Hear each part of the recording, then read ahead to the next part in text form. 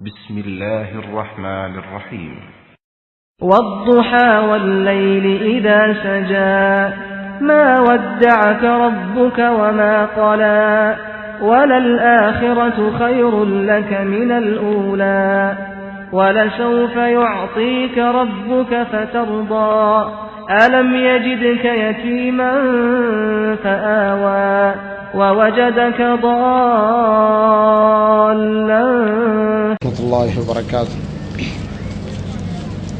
إن الحمد لله نحمده ونستعينه ونستغفره ونؤمن به ونتوكل عليه ونعوذ بالله من شرور أنفسنا ومن سيئات أعمالنا من يهده الله فلا مضل له ومن يضلل فلا هادي له وأشهد أن لا إله إلا الله وحده لا شريك له وأشهد أن محمدا عبده ورسوله أرسله الله بالحق بشيرا ونذيرا أما بعد فيا أيها الذين آمنوا اتقوا الله حق تقاته ولا تموتن إلا وأنتم مسلمون. يا أيها الناس اتقوا ربكم الذي خلقكم من نفس واحدة وخلق منها زوجها وبث منهما رجالا كثيرا ونساء واتقوا الله الذي تساءلون به والأرحام إن الله كان عليكم رقيبا.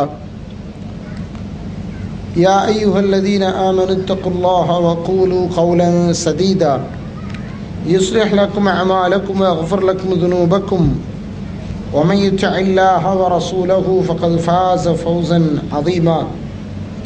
وقال تعالى يا أيها الذين آمنوا أطيعوا الله والرسول لعلكم ترحمون. اللهم صل على محمد وعلى آل محمد كما صليت على إبراهيم وعلى آل إبراهيم إنك حميد مجيد. اللهم بارك على محمد وعلى آل محمد كما باركت على إبراهيم وعلى آل إبراهيم إنك حميد مجيد.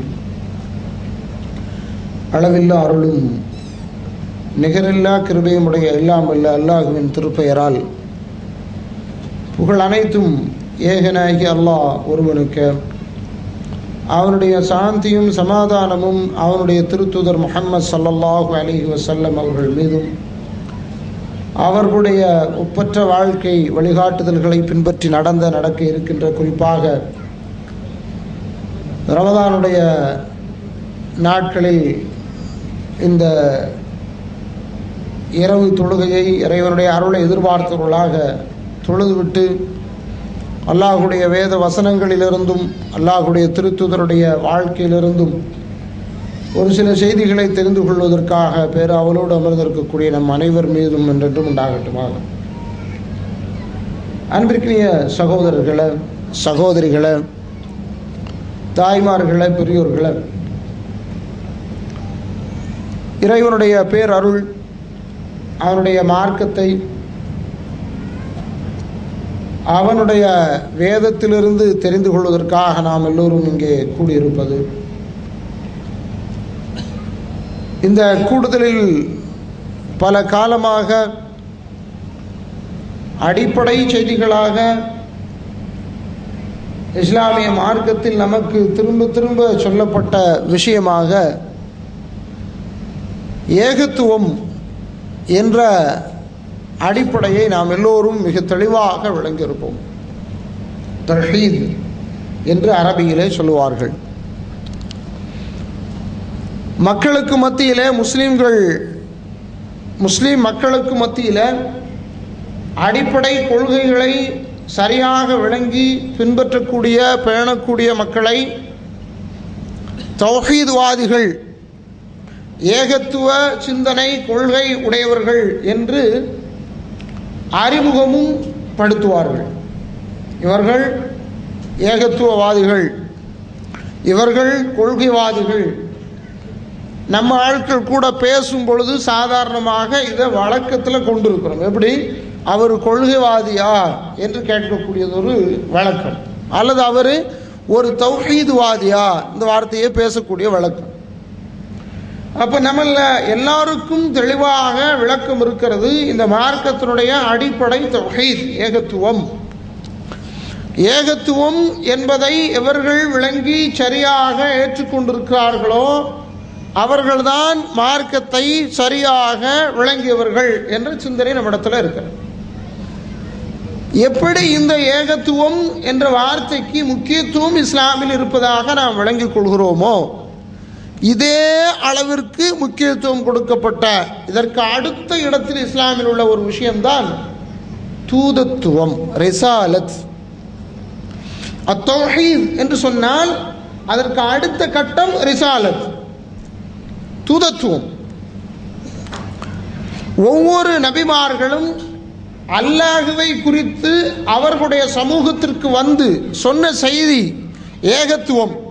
இறைவன் ஒருவன் இருக்கிறான், அவனை நீங்கள் வணங்க வேண்டும், அவன் அல்லாது வேறு யாரையும் உங்களுக்கு இறைவனாக கடவுளாக எடுக்கிறது கூடாது என்று யாரெல்லாம் சொன்னார்களோ அத்தனை நபிமார்களும் அதற்கு அடுத்து ஒரு விஷயத்தை அந்த மக்களுக்கு மத்தியிலே சொன்னார்கள் என்றால் அது தூதத்துவம். நான் அந்த இறைவனிடத்தில் இருந்து தூதராக உங்களுக்கு வந்திருக்கிறேன், எனவே அவன் தரப்பிலிருந்து நான் உங்களுக்கு எதை சொல்கிறேனோ அதை நீங்கள் செவிமடுங்கள், எனக்கு கட்டுப்படுங்கள் என்ற வார்த்தையை எந்த ஒரு அல்லாஹ்வுடைய திருத்தூதரும் சொல்லாமல் இல்லை. இதற்கு மிகப்பெரியதொரு ஆதாரம் நபிகள் நாயகம் ஸல்லல்லாஹு அலைஹி வஸல்லம் அவருடைய வாழ்க்கை. ஒரு சமூகத்தோடு அல்லாஹ்வுடைய தூதர் பல காலம் பழகி வந்திருந்தார்கள். அவர்களோடு வந்த காலம் 40 ஆண்டுகள். அவங்களோட தான் உண்டாங்க, அவங்களோட தான் உடுத்தினாங்க, அவங்களுடைய கலாச்சாரத்தில் தான் வாழ்ந்தார்கள்.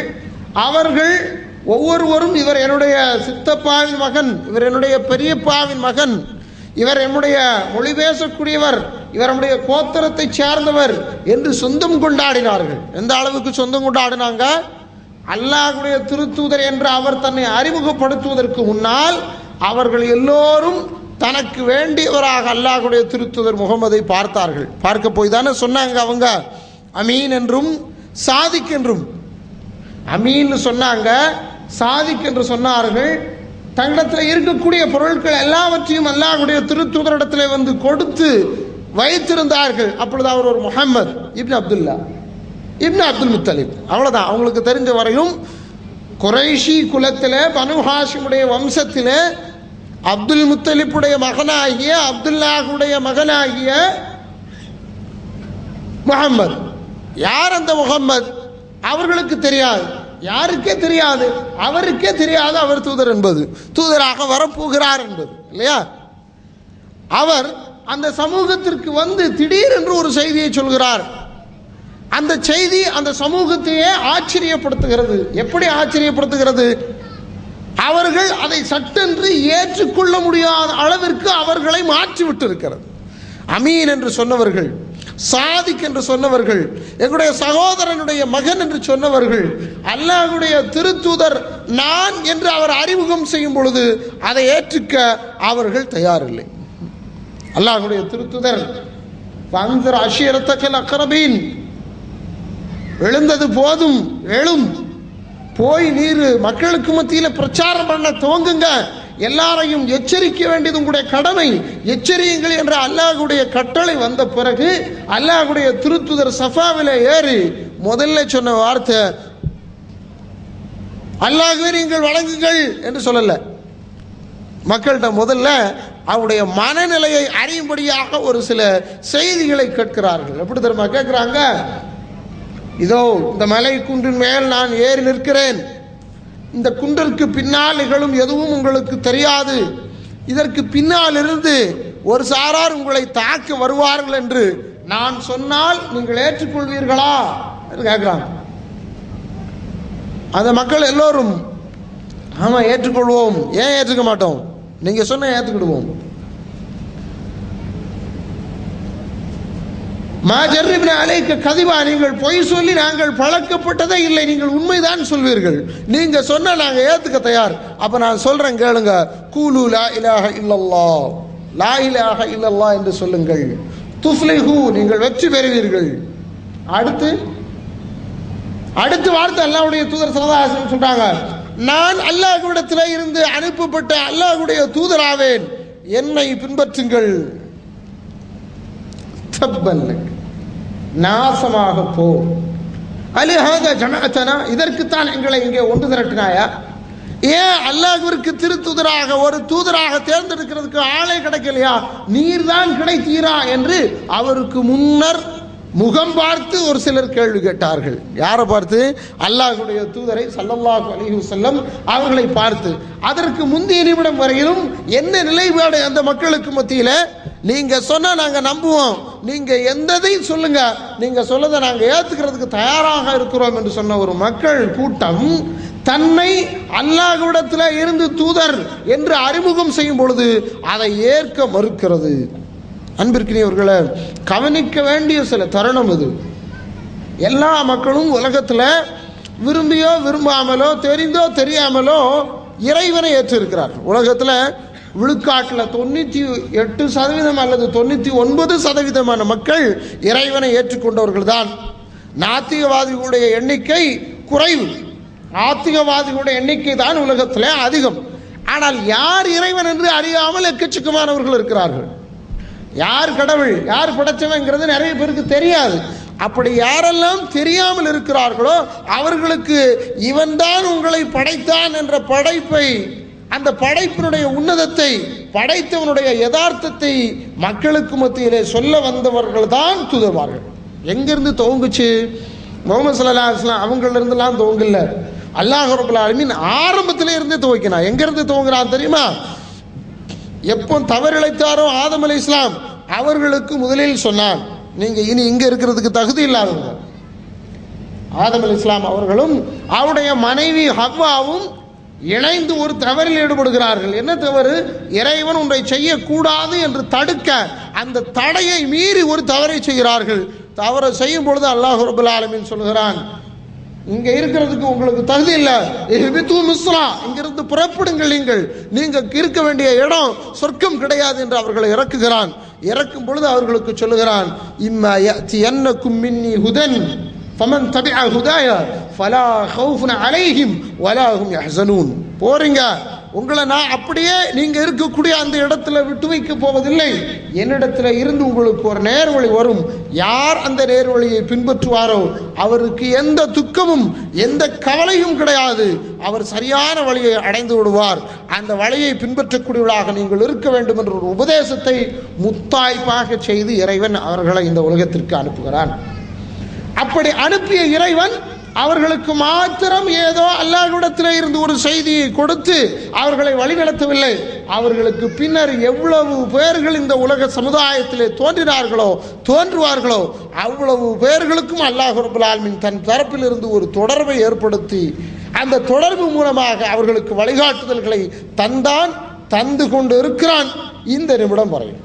அதுதான் ரிசாலத். முதலில் நாம் தெரிந்து கொள்ள வேண்டிய மிக முக்கியமான ஒரு அடிப்படை. இஸ்லாமிய மார்க்கத்தில் அறிந்து கொள்ள வேண்டிய மிக முக்கியமான 3 அம்சங்களில் முதல் அம்சத்திற்கு அடுத்த அம்சம் யார் ரசூல், அவர் கொண்டு வந்திருக்கக்கூடிய ரிசாலத் என்ன, அந்த ரிசாலத்தை ஒவ்வொரு முஸ்லிம்களும் எப்படி ஏற்றிருக்கிறோம் என்பதுதான் முக்கியம்.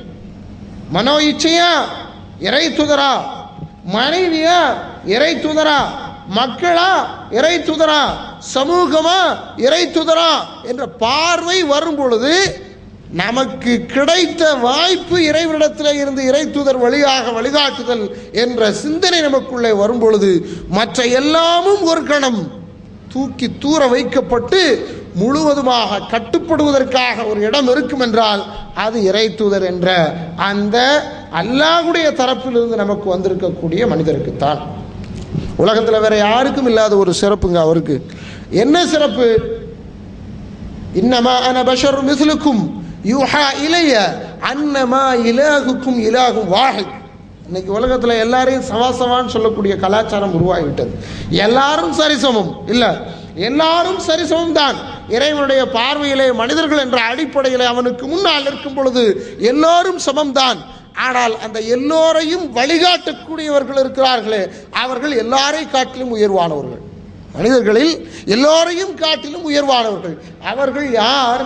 அவர்கள்தான் அல்லாஹ்வுடைய தூதர்கள். அல்லாஹ்வுடைய தூதர்களில் ஒவ்வொரு தூதரும் ஒவ்வொரு காலகட்டத்திற்கும் மனிதர்களுடைய தேவைக்கு தகுந்தாற் போல் வந்திருக்கிறார்கள். ஒவ்வொரு காலகட்டத்திற்கும் அல்லாஹ் ரப்பல் ஆலமீன் இந்த சமுதாயத்திற்கு தகுந்தாற்போல தூதர்களை தந்திருக்கிறான். ஒவ்வொரு சமுதாயத்திற்கும் என்ன தேவை, என்ன பிரச்சனை இருக்கிறதோ அந்த பிரச்சனைகளுக்கு தீர்வை தரும் விதமாகவே இறைவன் தன்னுடைய தீர்க்கதரிசிகளை அனுப்பியிருக்கிறான். நூஹ் அலைஹிஸ்ஸலாம் அவங்க வாழ்ந்தாங்க. அவங்களுடைய காலத்தில் தூதத்துவத்தை சொல்வதற்கு அவர்களை தவிர வேற யாருமே இல்லை. அவர்களுக்கு முன்னர் ஒரு தூதர் என்ன செய்யப்பட்டிருக்கவில்லை, அனுப்பப்பட்டிருக்கவில்லை. அவருடைய காலத்தில் கொஞ்சம் கொஞ்சமாக இணை வைத்தல் தலை தூக்கியது. முழுக்க முழுக்க அந்த சமுதாயத்திற்கு இணை வைத்தலை கண்டித்து இறைவனை மாத்திரம் அறிமுகப்படுத்தக்கூடிய வேலையை நூஹ் அலைஹிஸ்ஸலாம் அவர்கள் செய்தார். அவருக்கு பின்னர் ஒரு சமுதாயம் வந்தது. அதற்கு அடுத்து ஒரு நபி வந்தார். அவருக்கு அடுத்து ஒரு சமூகம் வந்தது. அவருக்கு அடுத்து ஒரு தூதர் வந்தார். இப்படி ஒவ்வொரு காலகட்டத்திற்கும் அல்லாஹ் ரப்பல் ஆலமீன் தன் தரப்பில் இருந்தே தூதரை தந்தான். ஷுஐப் அலைஹிஸ்ஸலாம் அவங்களுடைய சமூகத்திற்கு வந்தாங்க. அவங்களுடைய சமுதாயத்திற்கு சில செய்திகளை சொல்ல வேண்டி இருந்தது. அதில் மிக முக்கியமான செய்தி, எந்த செய்தியாக இருந்தாலும் முதல்ல இறைவனை பற்றிய செய்தி, அதற்கு அடுத்து அந்த சமுதாயத்தில் இருக்கக்கூடிய பிரச்சனைகளை பற்றிய செய்தி. தூதர் வந்தார். எதுக்கு வந்தார்? உலகத்தில் இஸ்லாமை நிலைநாட்டப் போகிறோம் என்று சொல்லக்கூடியவர்கள் கவனிக்க வேண்டும். இஸ்லாமின்படி நாங்கள் வாழ்ந்து கொண்டிருக்கிறோம் என்று சொல்லக்கூடிய நாம் கவனிக்க வேண்டும். இஸ்லாம் தான் இந்த முழு மனித சமுதாயத்திற்கு மீட்சி தரும் என்று நம்பிக்கை கொண்டிருக்கக்கூடிய நாம் மிக தெளிவாக கவனிக்க வேண்டும். ஒவ்வொரு காலகட்டத்திலும் இறைவன் ஒவ்வொரு பிரச்சனைகளை இந்த சமுதாயத்திற்கு மத்தியிலே, மனிதர்களுக்கு மத்தியிலே ஏற்படுத்தியிருக்கிறான். அத்துணை பிரச்சனைகளுக்கும் ஒரு தூதரை அனுப்பி அந்த தூதர் மூலம் தான் தீர்வை தந்திருக்கிறான். ஷுஐப் அலைஹிஸ்ஸலாமுடைய காலத்தில் இடையில நெருவையில மோசடி செய்யக்கூடிய ஒரு கலாச்சாரம் இருந்தது. சாதாரணமாக அதை செய்து கொண்டிருந்தார்கள். இறைவனை அவர் அறிமுகப்படுத்தினார். இறைவனை பற்றிய மக்களுக்கு தெளிவை தந்தார். அந்த தெளிவோடு சேர்ந்து அடுத்து அந்த மக்களுக்கு சொன்ன விஷயம் என்ன? மக்களை, நீங்கள் இடையில், நீங்கள் அளவில் மோசடி செய்யாதீர்கள். மக்களுக்கு மத்தியில் அது ஆகாத ஒரு செயல், இறைவன் உங்களுக்கு அதை தடுத்திருக்கிறான் என்று அந்த ஒரு செய்தியை இறைவனிடத்தில் இருந்து அந்த மக்களுக்கு போதிக்கிறார். இது அவருடைய காலத்தில் நடந்தது. மூசா அலைஹிஸ்ஸலாம் அவருடைய காலத்தில் மக்களுக்கு மத்தியில் மிக பிரசித்தி பெற்ற ஒரு கலையாக சூனிய கலை இருந்தது. அவர்களுக்கு மத்தியில் ஏகத்துவத்தை சொல்லிவிட்டு தூதராக வந்திருக்கக்கூடிய அந்த தூதர் மூசா அலைஹிஸ்ஸலாம் அவர்கள் அந்த கலையை கொண்டு மக்களிடத்தில் எவர்கள் ஏமாற்றி பிழைப்பு நடத்தினார்களோ அவர்களை அடையாளம் காணும்படியாக, யார் அந்த மக்களை அடிமைப்படுத்தி வைத்திருந்து கொடுமைப்படுத்தினானோ அவனுடைய இந்த அடிமை தலையிலே இருந்து மக்களை விடுவிக்கும் விதமாக தன்னுடைய தூதத்துவ செய்தியை கொண்டு வந்து சொல்லி அந்த மக்களுக்கு விடுதலையை தந்தார்கள். இப்படி ஒவ்வொரு நபியும் சொன்னதுல கடைசியாக இந்த முழு மனித சமுதாயத்திற்கும் எல்லா பிரச்சனைகளுக்கும் தீர்வை தருவதற்கு ஒரு தூதர் வந்தார் என்றால் அவர்தான் முஹம்மது இப்னு அப்துல்லா ஸல்லல்லாஹு அலைஹி வஸல்லம். முஹம்மது ஸல்லல்லாஹு அலைஹி வஸல்லம் அவர்களை ஒருவர் ஏற்றுக்கொள்கிறார். எப்படி ஏற்றுக்கொள்கிறார்? அவர் ஒரு அல்லாஹ்வுடைய தூதர் என்ற அடிப்படையில் நான் ஏற்றுக்கொள்கிறேன். அவர் அல்லாஹ்வுடைய தூதர். அல்லாஹ்வுடைய தூதர் என்றால் என்ன? அல்லாஹ்விடத்தில் இருந்து தூதர் செய்தியை எங்களுக்கு சொன்னார். என்ன சொன்னார்? அல்லாஹ்வை வணங்க வேண்டும் என்று சொன்னார். நாங்கள் எல்லாரும் அல்லாஹ்வை வணங்கக்கூடியவர்களாக மாறியாச்சு. எங்களுக்குள்ள அதில் ரெண்டாவது கருத்து இல்லை. எல்லாரும் அல்லாஹ்வை வணங்குறோம் அப்படின்னு சொல்லி முடிவு எடுத்துட்டோம் அப்படின்னா அல்ஹம்துலில்லாஹ். ஆனால் அடுத்து எங்களுடைய எந்த காரியத்திலும் அந்த அல்லாஹ்வுடைய தூதருக்கு பங்கில்லை என்று ஒரு முஸ்லீம் சொல்லுவான் என்றால் அப்பொழுதுதான் அவனிடத்தில் அவன் ஏற்றுக்கொண்ட கலிமாவை இரண்டாக பிரிக்கிறான்.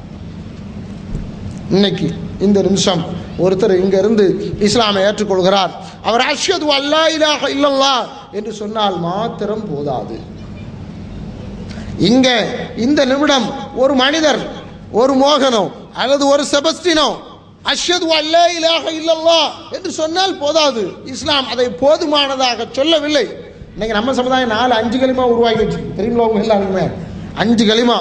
நம்ம வீட்டில் உள்ள பிள்ளைகள்கிட்ட போய் கேட்டிங்கன்னா அவங்க எல்லாரும் சொல்லுவாங்க, அவ்வல் கலிமா தையிபு, கலிமா தெரியுமா எல்லாருக்கும்? 2வது கலிமா, 3வது கலிமா, 4வது கலிமா, 5வது கலிமா என்று 5 கலிமாவை சமுதாயத்தில் அப்படியே சாதாரணமாக சொல்லி வச்சுருக்காங்க. பிள்ளைங்கள்லாம் மனப்பாடம் பண்ணி சொல்லும். 5 கலிமாலாம் இஸ்லாம் இல்லைங்க, ஒரே கலிமா. கலிமத்து ஷஹாதா, கலிமா தையிபா ஒன்று தான். என்ன கலிமா அது? அஷ்ஹது அல்லா இலாஹ இல்லல்லாஹ் வ அஷ்ஹது அன்ன முஹம்மதன் அப்துஹு வ ரசூலுஹு. இந்த கலிமா தான். இதை ஒரு மனிதன் மனப்பூர்வமாக ஏற்றுக்கொள்கிறான், விளங்கி ஏற்றுக்கொள்கிறான், அதை வாயிலே உச்சரிக்கிறான், முடிஞ்சு போச்சு. அவன் இஸ்லாமுக்கு வந்துட்டான். அவனுக்கு வேற எதுவுமே தேவையில்லை. அவனுக்கு வேற எந்த அடிப்படையும் முதலில் அவனுக்கு அவசியமே இல்லை. இந்த ஒரு அடிப்படைக்குள் வந்து விட்டான் என்றால் அவன் முஸ்லீமாக மாறிவிட்டான். ஆனால் விளங்கி இருக்கணும் அதை. ஆனால் இன்றைக்கு முஸ்லீம்களிலேயே அதிகமானவர்கள் இதை விளங்கவில்லை என்பதுதான் விசேஷம். முஸ்லீம்களிலேயே அதிகமானவர்கள் இந்த கலிமாவுடைய பொருள் என்ன, இது எதை சொல்கிறது என்பது தெரியாமலேயே நிறைய பேர்கள் இருக்கிறார்கள். எந்த அளவிற்கு இருக்கிறார்கள் என்றால், கலிமத்து ஷஹாதா என்று சொல்லப்படக்கூடிய அந்த கலிமத்து ஷஹாதாவுடைய இரண்டாவது பார்ட், அஷ்ஹது அன்ன முஹம்மது ரசூலுல்லாஹ், முஹம்மத் அல்லாஹ்வுடைய திருத்தூதராக இருக்கிறார் என்று சொன்னால் அந்த சொல் நம்மிடத்தில் எதை தேடுகிறது, எதை எதிர்பார்க்கிறது? அந்த எதிர்பார்ப்பை பூர்த்தி பண்ணக்கூடிய உண்மையான ஒரு முஸ்லீமாக நான் இருக்கிறேனா என்று ஒவ்வொருவரும் கேள்வி கேட்க கடமைப்பட்டிருக்கிறோம். லா இலாஹ இல்லல்லாஹ் சொல்லியாச்சு, ஓகே. இஸ்லாமுக்கு வந்தாச்சு, தொழ ஆரம்பிச்சாச்சு, ஓகே. தொழுகணும்னு சொன்னாலே அதுக்கு அடுத்த கட்டம் யார் தேவைப்படுது? அல்லாஹ்வுடைய திருத்தூதர் தேவைப்படுகிறார். நினைச்ச மாதிரி எல்லாம் தொழ முடியாது. ஒருத்தர் வாரார், கைகளை அப்படியே தொங்க போட்டு இப்படியே நிற்கிறார். ஒருத்தர் வாரார், அவருக்கு ருக்குனா என்னென்ன தெரியல. ஒருத்தர் வாரார், அவருக்கு சஜிதானா என்னென்ன தெரியல. ஒருத்தர் வாரார், அவருக்கு உலகத்தினுடைய எந்த நடவடிக்கையிலும் நமக்கு ஒரு வழிகாட்டுதல் இருக்கிறது என்ற எந்த எண்ணமுமே இல்லை. அவரை எப்படி எடுத்துக்கிடுவோம்? நாம நம்முடைய சிந்தனையில் என்ன தோணும், அவரை குறித்து நம்முடைய சிந்தனையில் என்ன தோணும்? ஆனால் இன்று நம்முடைய நிலைமைகளில் அதிகமானவர்களுடைய நிலைமை அதுதான். எப்படி தெரியுமா பார்க்க பழகிருக்கிறோம்? இன்று ஒரு கூட்டமே அதற்காக உருவாகிவிட்டது. குர்ஆன் என்றால் அது ஒரு சப்ஜெக்ட், குர்ஆனுக்கு பிறகு நபி அப்படின்னா அது வேற ஒரு சப்ஜெக்ட். குர்ஆன் என்றால் அது ஒரு சப்ஜெக்ட், அது ஒன்றே போதும் இந்த உலகத்திற்கு. திபியானல் லிக்குல்லி ஷை, அல்லாஹ் குர்ஆன்ல சொல்றான் எல்லாவற்றிற்கும் அதில் விளக்கம் தருகிறோம் என்று. அல்லாஹ் தான் எல்லாத்தையும் அதில் விளக்கிட்டானே, அப்புறம் எதுக்கு இன்னொன்று? இப்படி ஒரு வாதம். இன்னும் அதே கூட்டம் இன்னொரு வாதத்தை வைக்கிறது. ஏன்? குர்ஆன்ல தாங்க ஒண்ணுமே ஒரு பிரச்சனையும் இல்லை, ஹதீஸ்னு இன்னொன்று நீங்க எடுத்துக்கிட்டீங்க, அல்லாஹ்வுடைய தூதர்னு போனீங்கன்னா அதுல என்ன இருக்கு? அதில் சஹீஹ் இருக்கு, தைஃப் இருக்கு, தைஃப்ல எக்கச்சக்க வகை இருக்கு, அதை காண்டி இன்னொன்று மௌதுன்னு இருக்கு. இவ்வளத்தையும் ஆய்வு செய்தான் இஸ்லாமை பின்பற்றணுமா? இவ்வளவு கஷ்டமான ஒரு மார்க்கமா? இவர் 10 ரூபாய்க்கு காய்கறி வாங்க போவார், 10 ரூபாய்க்கு 1 கிலோ காய்கறி வாங்க போவார். அந்த 1 கிலோ காய்கறியில் ஒரு 10 பீஸில் 8 பீஸ் நல்லா இருந்து ஒரு 2 பீஸில் உள்ள சூத்தையோ புழுவோ இருந்தார்னா இவருக்கு மனசு என்ன பாடுபடுது? ஆகா, இந்த 10 பீஸில் 2 பீஸ் போயிடுச்சே, 2 ரூபா வீணா போச்சே, 2 ரூபா வீணா போச்சே. இதுக்காக நேரடியாக சந்தையில் போய் கடையில் கடைக்காரனோட சண்டை போட்டு ஒவ்வொரு கத்தரிக்காவா எடுத்து எடுத்து புரட்டி புரட்டி பார்த்து எங்காவது ஓட்டை இருக்குதான்னு தெரிஞ்சு எங்காவது ஒரு சின்ன பொழு உள்ள இருக்குதான்னு பார்த்து 2 கத்தரிக்காய் கூட 1 கிலோ கத்தரிக்காவில் லாஸ் ஆகிடக்கூடாதுன்னு நினைக்கக்கூடிய ஒரு மனுஷன், உலகத்தில் 2 கத்தரிக்காய் லாஸ் ஆகக்கூடாதுன்னு நினைக்கக்கூடிய ஒரு மனுஷன், நம்முடைய வாழ்க்கையே அர்த்தமில்லாததாக மாறிவிடக்கூடாது என்ற பயம் இருந்தால் என்ன நினைப்பான்? ஐயோ எவ்வளோ கஷ்டமானாலும் சரிங்க, அல்லாஹ்வுடைய தூதர்னு ஒருத்தரை தந்திருக்கிறான், அவரை பின்பற்றணும்னு சொன்னான்னா அவரை பின்பற்றுவதில் நமக்கு என்ன பிரச்சனை வந்தாலும் சரி பின்பற்றதான் செய்யணும். இல்லை அதில் ஹதீஸ்னு ஒன்று சொல்கிறாங்க, அதில் நிறைய சஹீஹ் தைஃப்னு சொல்கிறாங்க, அதையெல்லாம் பார்த்து பின்பற்றினா எவ்வளோ கஷ்டம் தெரியுமா? அதனால் அது எல்லாத்தையும் ஒரு பட்டம் ஒதுக்கி வச்சுட்டு குர்ஆன் தான் அல்லாஹ் சொல்கிறான திபியானல் லிக்குல்லி ஷைன்னு பேசாம அல்லாஹ்வுடைய வேதத்தை பற்றி எடுத்து நடப்போன்னு ஒருத்தன் ஒரு முடிவுக்கு வருவான் என்றால் இஸ்லாமுடைய பார்வையில் அவன் ஒன்றை ஏற்றுக்கொண்டு இன்னொன்றை மறுத்தவன். கலிமத்து ஷஹாதாவில் லா இலாஹ இல்லல்லாஹ்வை விசுவாசம் கொண்டு முஹம்மது ரசூலுல்லாஹ்வை விசுவாசம் கொள்ளாதவன், அல்லாஹ்வுடைய வேதத்தில் அல்லாஹ் ரப்பல் ஆலமீன் எங்கெல்லாம் அல்லாஹ்விற்கு கட்டுப்படுவதை பற்றி பேசுகிறானோ அங்கெல்லாம் அதுக்கு அடுத்த கட்டம் பேசுகிறான், அல்லாஹ்வுடைய தூதருக்கு கட்டுப்பட வேண்டும் என்று. அல்லாஹ்வும் அல்லாஹ்வுடைய தூதரும் ஈக்குவலானவங்களா? ஷரீக்கா ஒன்றோடொன்று நிகரானவர்களா? இல்லை. ஒரு முஸ்லீம் மிக தெளிவாக தீர்க்கமாக சொல்லிவிடுவான், அல்லாஹ்வும் அல்லாஹ்வுடைய தூதரும் ஒன்று நிகரானவர்கள் கிடையாது. அல்லாஹ்வுடைய இடத்துல அல்லாஹ்வுடைய தூதருடைய சொல்ல ஒரு காலமும் கொண்டு வைக்க முடியாது.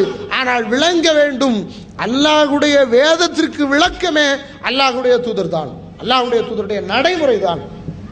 அல்லாஹ் வேதத்தை இதுக்கு முன்னால எத்தனையோ சமுதாயத்திற்கு தந்தான்.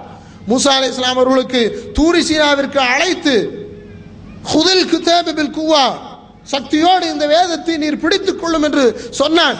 அவர்களோடு ஒரு டீமை கூட்டு போய் அந்த மக்களோடு சேர்ந்து அந்த வேதத்தை அப்படியே வாங்கிட்டு வந்தாங்கன்னு சொல்லி வரலாற்று பார்க்கிறோம், குர்ஆன் நமக்கு சொல்லுது. ஆனா முஸ்லிம் சமுதாயத்திற்கு தரப்பட்ட இந்த இறுதி உலகத்தில் வாழப்போகின்ற இந்த அந்திம காலத்து மக்களுக்கு தந்த வேதமாகிய குர்ஆன் அப்படி ஒரே அடியாக இறங்கிவிடவில்லை. எப்படி இறங்குச்சு தெரியுமா? அலா முக்ஸின், அல்லாஹ் குர்ஆன்ல சொல்லும்போது சொல்றான், கொஞ்சம் கொஞ்சமாக தந்தோம், சன்னம் சன்னமாக இறக்கிறோம். எதற்காக சன்னம் சன்னமாக இருக்கிறோம்?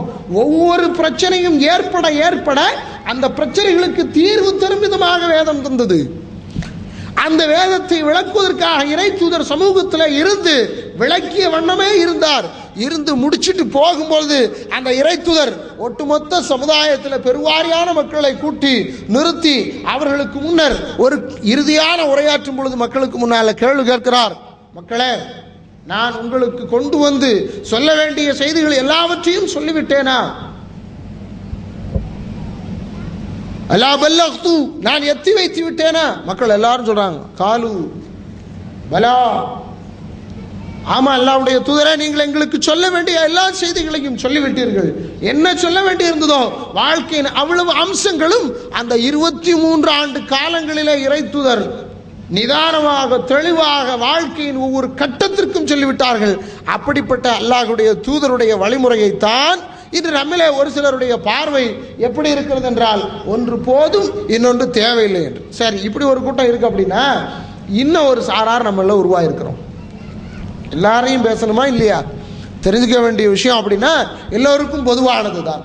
நம்முடைய கூட்டங்களில் ஒரு கூட்டம் ஏத்துக்கிடுவோம், ஆனால் பின்பற்ற மாட்டோம். டேஞ்சரான ஆள்கள். அதுதான் இன்னைக்கு உலகத்தில் அதிகமான மக்கள். ஏத்துக்கிடுவோம், ஆமா ரைட்டு தான், ஹதீஸ்ல இருக்கு, இப்ப அதுக்காக என்ன, இப்ப அதுக்கு என்ன செய்யறது அப்படின்னு கேட்கக்கூடிய ஒரு நியதி. எப்படி இந்த நிலைமைன்னா நல்லா விளங்கணும். அல்லாஹ் குர்ஆன் சொல்றான், அத்தியுல்லாஹ, விசுவாசிகளை நீங்கள் அல்லாஹ்வுக்கு கட்டுப்படுங்கள், வா அத்தியுர் ரசூல, அல்லாஹ்வுடைய தூதருக்கு கட்டுப்படுங்கள். எங்க அல்லாஹ்வுக்கு கட்டுப்படுங்கன்னு சொன்னா அதுக்கு அடுத்த கட்டம் அல்லாஹ்வுடைய தூதருக்கு கட்டுப்படுங்கன்னு சொல்றான். கட்டுப்பாடு என்று வந்தால் வேதத்தை கையில் தூக்கிட்டா அதுக்கு அடுத்து எதையும் தூக்கி ஆகணும், அல்லாஹ்வுடைய திருத்தூதருடைய நடைமுறையையும் தூக்கி ஆகணும். ஏன்னா ரசூல் ஸல்லல்லாஹு அலைஹி வஸல்லம் சொல்லும்போது இப்படிதான் சொல்லி விட்டுட்டு போனாங்க அந்த சமுதாயத்தை. தரக்துக்கும் அலல் மஹஜ்ஜத்தில் பைதா லைலுஹா கனஹாரிஹா, நான் உங்களை ஒரு வெள்ளை விளையார் என்ற பாதையில விட்டு செல்கிறேன், அந்த பாதையினுடைய இரவு கூட பகலை போன்று ஒளிரக்கூடியது என்று அல்லாஹ்வுடைய தூதர் ஸல்லல்லாஹு அலைஹி வஸல்லம் சொன்னாங்க. அந்த ஒளிர்வு எப்படி நமக்கு கிடைக்கும்? ஒவ்வொன்றாக அவருடைய நடைமுறையில் இருந்து பார்க்கும் பொழுதுதான் கிடைக்கும். எப்போ அந்த சிந்தனை வரும்? அவருக்கு கட்டுப்பட வேண்டும் என்ற சிந்தனை நமக்குள்ளே வரும் பொழுதுதான் அந்த எண்ணமும் கவலையும் நமக்கு வரும். இன்னைக்கு நம்மள நிறைய பேருடைய எண்ணங்களிலும் சிந்தனைகளிலும் அது இல்லாமலே இருக்கிறது. அல்லாஹ் சொல்றான், அல்லக்கும் துர்ஹமூன், உங்களுக்கு அல்லாஹ்விடத்திலிருந்து கருணை வேணுமா? அல்லாஹ்வுக்கு கட்டுப்படுற மாதிரி அல்லாஹ்வுடைய தூதருக்கு கட்டுப்படுங்க. வாத்தியுல்லாஹ வ ரசூலஹு, அல்லாஹ்விற்கும் அவருடைய தூதருக்கும் கட்டுப்படுங்கள். வலா தனாஸு, உங்களுக்கு மத்தியிலே கருத்து வேறுபாடு கொண்டு விடாதீர்கள். ஃபதஃஷலு, நீங்கள் பிரிந்து விடுவீர்கள். வ தذهب ரீஹுக்கும், எல்லோரும் சின்ன பின்னமாகி சிதைந்து விடுவீர்கள். ஃபஸ்பிரு இன்னல்லாஹ மஅஸ்-ஸாபிரீன், பொறுமையோடு இருங்கள், அல்லாஹ் ரப்பல் ஆலமீன் பொறுமையாளர்களோடு இருக்கிறான். இன்னைக்கு இந்த பொறுமை குர்ஆனுக்கு அடுத்ததாக சுன்னாவை பின்பற்றக்கூடியவர்களுக்கு தேவைப்படுகிறது. காரணம், சுன்னாவை கொண்டுதான் பிரச்சனையை மக்களுக்கு மத்தியிலே விதைக்கிறார்கள். சமூகத்தை துண்டாட ஆசைப்படும் ஒரு சில சமூக விரோதிகள் சுன்னாவை கொண்டுதான் இந்த சமூகத்திற்கு மத்தியில பிரிவினையை, பிளவை ஏற்படுத்துகிறார்கள். நாம சொன்ன ஒரு காலத்திற்கு முன்னால மக்களுக்கு மத்தியில, மக்களே மதுஹப்ல இருக்கிறீங்க, மதுஹப் மாயையில் இருக்கக்கூடிய நீங்க பல்வேறு பிரிவுகளாக இருக்கிறீர்கள், எல்லாரும் அதை விட்டுட்டு எதன்பால் வாங்க, குர்ஆன் பால் வாங்க, அடுத்து ஹதீஸ் பால் வாங்க, ஹதீஸை நோக்கி வாங்க என்று குர்ஆனையும் ஹதீஸையும் நோக்கி அழைத்த ஒரு கூட்டம், அல்லது அழைத்து கொண்டிருக்கக்கூடிய பல்வேறு கூட்டங்கள் இன்று அதே பெயரை கொண்டு தங்களுடைய பிராந்தியங்களுக்கு, தங்களுடைய ஏரியாக்களுக்கு, அல்லது தாங்கள் சார்ந்திருக்கக்கூடிய சித்தாந்தங்களுக்கு தகுந்தாற்போல் வேக்கியானங்களை கொடுத்து கொண்டு பிரிந்து கொண்டிருக்கிறார்கள். அல்லாஹ்வுடைய வசனத்திற்கு அல்லாஹ்வுடைய திருத்துதர் நேரடியாக என்ன விளக்கம் தந்தார்களோ அதை புறந்தள்ளிவிட்டு, அல்லாஹ்வுடைய திருத்துதர் அதை எப்படி வாழ்ந்து காட்டினார்களோ அதை புறந்தள்ளிவிட்டு, அதுதான் நமக்கு தரப்பட்ட கட்டளை, அதற்குத்தான் கட்டுப்படும்படி நாம் ஏவப்பட்டிருக்கிறோம் என்ற சிந்தனையே இல்லாமல் வாழக்கூடியது ஒரு சூழ்நிலை என்று உருவாகி இருக்கிறது. எப்படி உருவாகி இருக்கிறது?